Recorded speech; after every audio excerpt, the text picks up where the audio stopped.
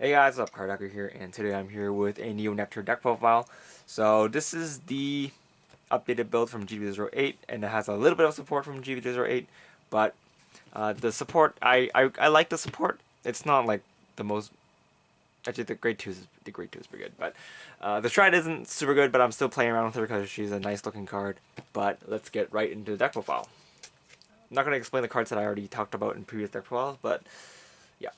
So for the Star Vanguard, we're running two Elmies. So Elmi is a starting Vanguard from G-BT06, and her skill is Trick 1, move this card into Soul.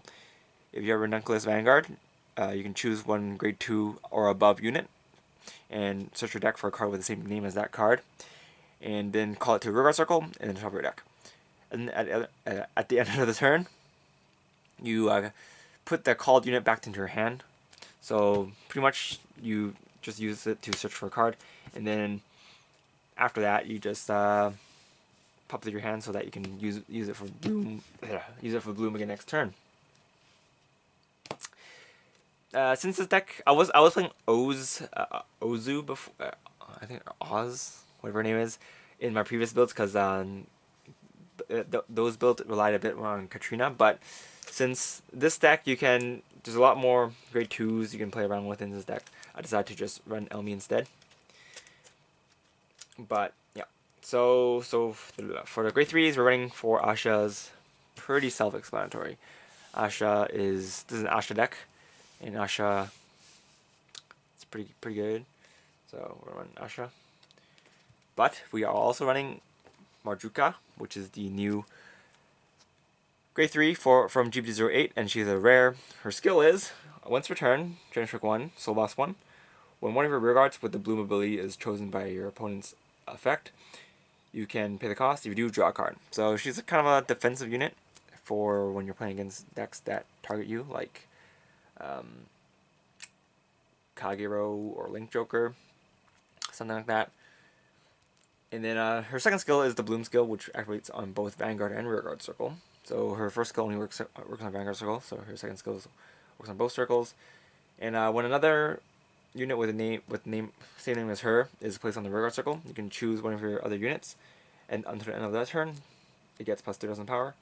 And if that card's name is Sunflower Maiden Launy, it gets a new skill, and that new skill is when this unit attack hits the Vanguard, you can draw a card and then soul charge 1. So who is this Sunflower Maiden Launy, you may ask? And she is Marjukka's partner in crime, which also came out in G-BT08. And she's kind of like the new MVP in the deck. She's pretty good, especially combo with Verna. But anyway, her skill is Bloom. On the rearguard circle, Trick 1. When another one of your units named Sunflower Maiden Launy is placed on the rearguard circle, you can choose up to 5 units with the same name as that, and her, Marjukka. And at the end of the turn, they get a new skill. And that skill is, for each of your units with a bloom ability, this unit gets plus 1,000 power. So if you keep calling them out, it does stack. It's kind of like that trigger from Nova Grappler. So it's pretty strong. So on the turn you're gonna hit a lot of power. But since they can't boost, they're not like Green Shot Elf, you have to use it with Verna in order to get that boost. So it's pretty good with Verna. It can still be pretty big if you just call grade 2 grade 2 behind the grade 2, since the power does stack quite a lot. But then these will be kind of dead afterwards. So what you can do is just call them out with Elmies so that they bounce back to your hand so that you can do it again.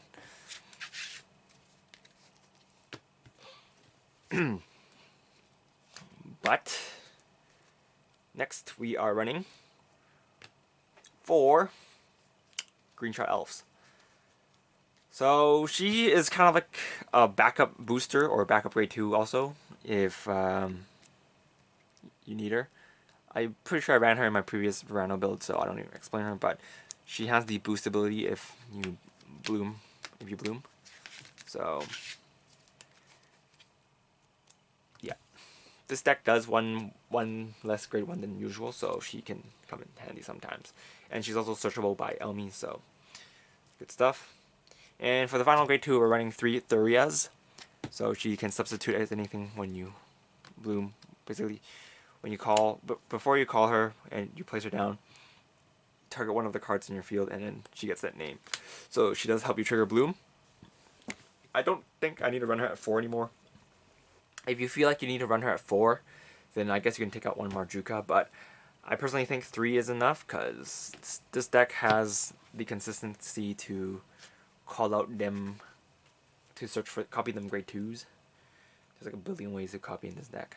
So grade 1s, we're running 4 Katrina. So she's a pretty powerful grade 1 booster, so enough said about that. And then we're running 4 Padmini, which is a Stride Fodder. And we're running 1 Maiden of Sweetberry. Now she's kind of like a wild card. If you use her skill, she just pretty much, you just search her deck for another card on your field. So she's good, and she doesn't cost anything. She has that counterblast 0 thing on her thing, or her 0 cost thing. So you just need to declare her effect to use it. Like, oh, I'm going to use this skill, and then you activate it. Ignore my phone.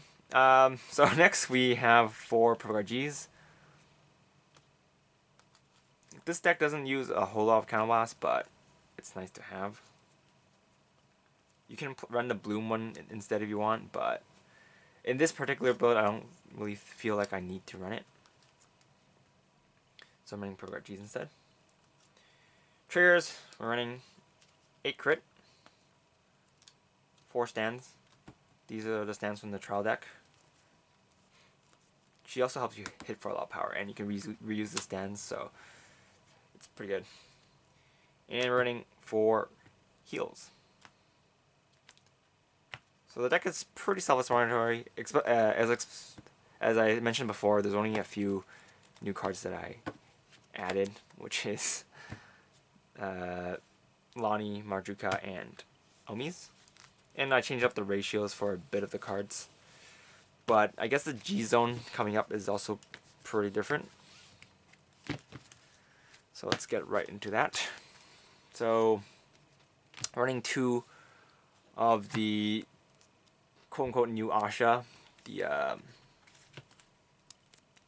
Stride Fusion Ahsha, I think she's called.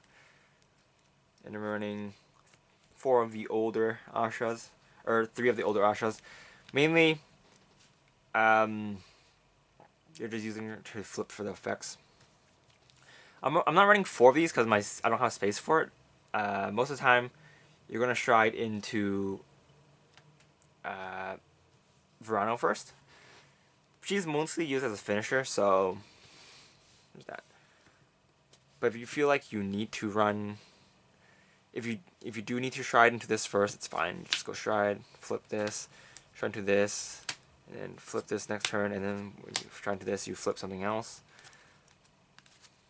like a Sebreeze or something, because I am running Sebreeze. But you won't get as much power as if you run 4, but it's fine. It's totally fine. Alright, so for the running 4 Verna's, again, she combos pretty well with Launy, so mainly because she gets that boost. But yeah. So for Verna, Verna's from Friday's collection, if you guys don't know. And we're running 2 of the new card from the set, G-BT08. So her skill is Generous Pick 2, once per turn, Generous Pick 2, Countless 1, G flip 1 of herself, so Persona flip. Choose when you target one of your units, and if that unit has a bloom effect, you can draw a card.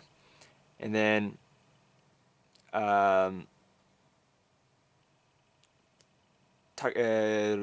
choose up to 6 units with the same name as the targeted card.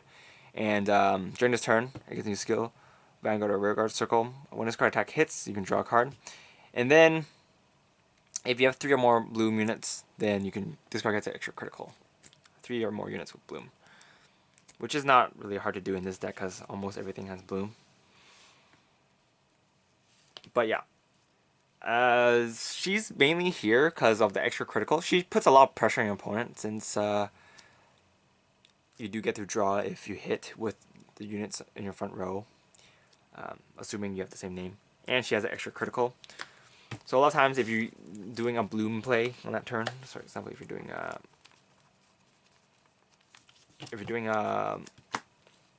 let's say Launy with like a bunch of Katrinas behind it, then you're gonna swing for pretty big numbers, and your opponent probably doesn't want to guard, probably doesn't want to let you draw, so she's probably gonna waste a lot of cards guarding, and then they probably can't guard against things like these afterwards. So that deck it's pretty consistent. I like it. It's probably my favorite deck this set. Probably, I'm not sure yet. I've yet to play with the Pale Moon stuff because I just don't have enough time, which I will explain in my vlog. Actually, I'm probably gonna post a vlog up before I post this, so this is gonna be. I'm gonna make a vlog right after this, so I don't know. The order I make my videos is weird, but anyway, by the time you watch this, my vlog is probably already up, so I'll explain my current situation. So yeah, go check that out. And this is Kartaku, and I'll see you guys later. Bye.